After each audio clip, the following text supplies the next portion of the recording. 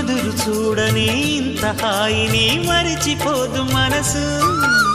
ఒదిగి ఉండి నీ వాకిటిలో బదులు కోరి నే నిలుచున్నా. దారి తెలియని చీకటిలో వెలుగు చూసి కాదంటానా.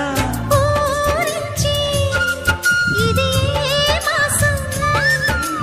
ప్రేమించే ప్రతి గుండెను అందెల సందడి చేసే హేమంతం ఇది. మన సొంతం అయినది.